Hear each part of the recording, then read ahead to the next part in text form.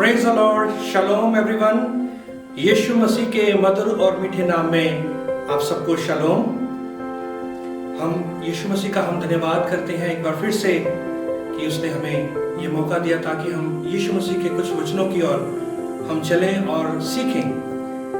आज मैं आपको एक ऐसे शब्द की ओर लेकर जाना चाहता हूँ जिसको हम अध्ययन करेंगे और आप बहुत ही इंजॉय करेंगे, बहुत ही आपको अच्छा लगेगा। यहोवा के वचन में लिखा है, भजन संहिता 118 और उसका 32 वचन में लिखा है, जिस पत्थर को राजमिस्त्रियों ने रद्द किया वही पत्थर कोने का पत्थर हो गया। आज वही पत्थर के बारे में, वो स्टोन के बारे में आपको मैं बताऊंगा। वो स्टोन जिसको राजमिस्त्रियों ने रद्द किया। मत्ती उसका 16 अध्याय और उसका 18 वचन में लिखा है, यीशु मसीह ने पतरस को कहा, मैं तुमसे कहता हूं कि तू पतरस है और मैं इस पत्थर के ऊपर मैं कलीसिया बनाऊंगा। मैं इस पत्थर के ऊपर मैं कलीसिया बनाऊंगा और अधलोक के फाटक भी इसके ऊपर प्रबल नहीं होंगे। आप याद करें कि जब दाऊद गोलियत को मारने के लिए वो पत्थर के साथ वो गया और उसने 5 पत्थर लिए, पर एक पत्थर से उसने गोलियत को मार गिराया।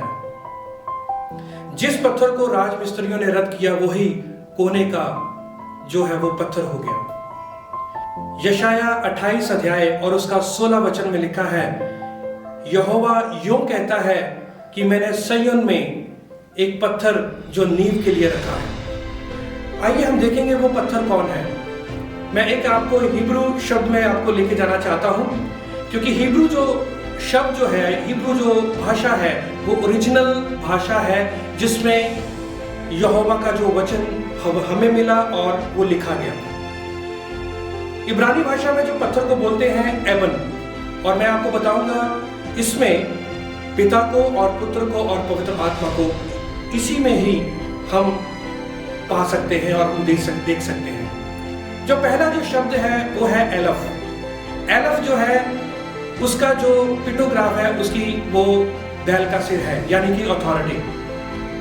और दूसरा जो शब्द है वो है बेथ। बेथ जो है वो उसकी जो पिक्टोग्राफ है, उसकी जो तस्वीर है वो है घर। बेथ जो है वो परमेश्वर के यहोवा के पुत्र को भी दर्शाता है। बेथ जो है वो यहोवा के पुत्र को दर्शाता है। और आगे जो तीसरा जो शब्द है वो नून है। जब हम एलफ को हटा दें और बेथ और नून को ले आए तो बेन बनता है। बेन का मतलब है पुत्र। और यदि हम नून को हटा दें, तीसरा जो शब्द हटा दें, तो जो पहला जो शब्द है एलफ और बेथ, इसका मतलब है आब। आब का मतलब है इब्रानी भाषा में पिता। तभी तो यूहन्ना उसका 10 अध्याय उसका 30 वचन में कहा है, यीशु मसीह ने कहा कि मैं और मेरा पिता एक ही हैं।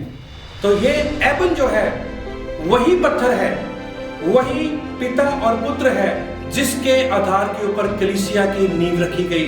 जिसने कलीसिया की नींव रखी, वो पहला पत्थर उस वेदी के ऊपर, वो पहला पत्थर उस चट्टान के ऊपर, वो कौन था? वो पतरस था। इस वचन के द्वारा यहोवा आपको बहुत सारी आशीष और बरकत दे। शालोम।